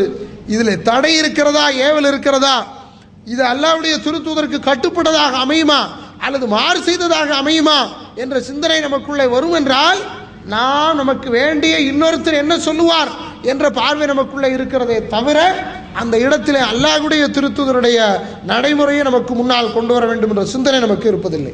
பாருங்க, அல்லாஹ்வுடைய திருத்தூதருடைய கபரை பார்த்து சொல்றாங்க, இல்லா ஹாதா சாஹிபல் கபர், இந்த கபர்வாசியை தவிர உலகத்தில் யாருடைய சொல்லும் ஏற்றுக்கொள்ளப்படும் அல்லது மறுக்கப்படும். ஆனால் இந்த கபருக்கு சொந்தக்காரருடைய சொல்ல தவிர அல்லாஹ்வுடைய தூதருடைய சொல் மட்டும் சொல்லப்படும் என்றால் அங்கு இரண்டாவது கருத்தே கிடையாது. எந்த ஒரு சூழ்நிலை நமக்குள்ள வரணும் என்றால் அல்லாஹ்வுடைய தூதர் சொன்னார்களா இல்லையா என்பது மட்டும்தான் நமக்கு தெரியணும். அப்படி தெரிகிறதுக்கு தான் ஹதீஸ்களில் மிக இலகுவான வழிகளை கொண்டு வந்திருக்கிறார். ஏன்னா இது அல்லாஹ்வுடைய தூதர் சொன்னதுதான் என்பதை நிரூபிக்கிறதுக்கு தான் சஹீஹ் தைஃப்னு தரம் போட்டு நமக்கு காட்டுறாங்க. ஒரு முறை உமர் இப்னு கத்தாப் ரலியல்லாஹு அன்ஹு அவர்கள் பள்ளிவாசல்ல தன்னுடைய வீட்டில் அமர்ந்திருக்கிறாங்க. அபு மூசா அல் அஷ்அரி என்ற ஒரு நபித்தோழர் வர்றார், வெளியிருந்து வர்றார். வந்து அஸ்ஸலாமு அலைக்கும் அப்படிங்கிறார். வீட்டு வாசல்ல நின்று அஸ்ஸலாமு அலைக்கும் அப்படிங்கிறார். மறுபடியும் அஸ்ஸலாமு அலைக்கும் 3 முறை சொல்கிறார். ஒரு முறை சொன்னார், எந்த பதிலும் வரல. 2வது தடவை சொன்னார், 2வது தடவையும் பதில் வரல. 3வது தடவை சொன்னார், 3வது தடவையும் வீட்டுக்குள்ளே இருந்து எந்த பதிலும் வரல. அல்லாஹ் குர்ஆனில் சொல்கிறான், நீங்கள் ஒரு வீட்டில் போய் அனுமதி கேளுங்க, அந்த அனுமதி கேட்கறதுக்கான அடையாளம் என்னது? சலாம் சொல்கிறது. சலாம் சொல்கிறாரு, அனுமதி கேட்குறாரு, அங்கேருந்து எந்த பதிலும் வரவில்லை. முடிவுக்கு வந்துட்டார், என்னன்னு நமக்கு உள்ளே இருக்கிறவங்க எந்த அனுமதியும் தரவில்லை என்று. அப்படியே திரும்பி போகிறாரு. இவர் சொன்ன சலாமை செவிமடுத்த உமர் இப்னு கத்தாப் வீட்டுக்குள்ளேருந்து வெளியே வந்து வாசல்னு பார்க்குறாங்க. அபு மூசா அல் அஷ்அரி திரும்பி போயிருக்கிறார். கூப்பிட்றாங்க, அபு மூசா சால், அபு மூசாங்க வா, வந்தியர் சலாம் சொன்னியர், கொஞ்சம் நிற்க வேண்டியது தானே, பேசாமல் திரும்பி போனால் என்ன அர்த்தம் அப்படின்னு கேட்குறார். அபு மூசா சொன்னார், அல்லாஹ்வுடைய தூதர் ஸல்லல்லாஹு அலைஹி வஸல்லம் சொன்னாங்க, ஒரு வீட்டுக்கு போனால் 3 முறை சலாம் சொல்லு. 3 முறை சலாம் சொல்லியும் அங்கிருந்து எந்த பதிலும் வரவில்லை என்றால் நீ அந்த வீட்டுக்குள்ளே நுழையிறதுக்கு அந்த வீட்டில் உள்ளவங்க அவங்க என்ன செய்யல, அனுமதி தரவில்லை என்று பொருள். திரும்பி போன்ட்டான். இந்த செய்தி அல்லாஹ்வுடைய தூதர் ஸல்லல்லாஹு அலைஹி வஸல்லம் சொன்ன செய்தி யாருக்கு தெரியாது? உமர் இப்னு கத்தாப் ரலியல்லாஹு அன்ஹு அவர்களுக்கு அந்த நிமிடம் வரையிலும் அவருடைய சிந்தனைக்கு வராத ஒரு செய்தி. அப்படியா, இது சொன்னது உண்மைதானா என்று கேட்கிறாங்க. ஆமாம், அல்லாஹ்வுடைய தூதர் சொன்னது உண்மைதான். இந்த செய்தியை உண்மை என்று நீர் எனக்கு நிரூபிக்க வேண்டும். அவங்க கூட என்ன 2 பேர் கேட்டாங்கன்னு சொல்லி எல்லாம் கவனிக்கணும். அல்லாஹ்வுடைய திருத்தூதருடைய சொல்லை நாம் இன்று அறிவதற்கான எல்லா சூழ்நிலைகளும் வந்து விட்டது. இன்னைக்கு இதற்கு முன்னால் வந்து எத்தனையோ அறிஞர்களை குறை சொல்லிக்கிட்டு இருக்கோம். அவங்க அறகுறையாக அதை சொன்னாங்க, இதை சொன்னாங்க, விவரம் இல்லாமல் பேசுகிறாங்கன்னு. ஒரு காலத்தில் அவங்களுக்கு கொஞ்சம் நெஞ்சம் கிடைச்ச ஹதீஸ்களை வச்சு அவங்களுடைய காலத்தில் நிறுத்தியிருக்கிறாங்க. ஏதோ ஒரு சில செய்திகள் அந்த சமூகத்திற்கு தங்களால் முடிஞ்ச சக்திக்கு முடிஞ்ச அளவுக்கு செஞ்சுட்டு போயிருக்கிறாங்க. இன்னைக்கு எல்லா வசதி வாய்ப்புகளும் வந்து விட்டது. ரசூலுல்லாஹ் இப்படி தான் செஞ்சாங்க, இப்படி தான் எழுந்திருச்சாங்க, இப்படி தான் உட்கார்ந்தாங்க, இப்படி தான் தூங்குனாங்க, அவருடைய கட்டளை இப்படித்தான், அவருடைய தடை இப்படித்தான் என்று எல்லாவற்றையும் பற்றி துல்லியமாக தெரியும் அளவுக்குள்ள சூழ்நிலை இன்னைக்கு எல்லா விதத்திலும் மாறிவிட்டது. எல்லா சமூகத்திற்கும் அவர்கள் படிக்கும் மொழியிலேயே இந்த செய்திகள் போற அளவுக்கு இந்த இஸ்லாம் இலகுபடுத்தப்பட்டு விட்டது, மிக தெளிவாக ஆக்கப்பட்டு விட்டது. இந்த சூழலை நம்ம யோசிச்சு பார்க்கணும். உமர் இப்னு கத்தாப் சொல்றாங்க, இதை நீங்கள் பள்ளி வாயிலில் 2 பேர்களை கொண்டு எனக்கு நிரூபிக்க வேண்டும். நேராக பள்ளிவாசல் போறார். அப்போ சொல்லும்போது இன்னொரு வார்த்தை சொல்றார், நீங்க அப்படி செய்யலைன்னா நான் என்னமும் செய்வேங்கிறார். எப்படி இருக்கும்?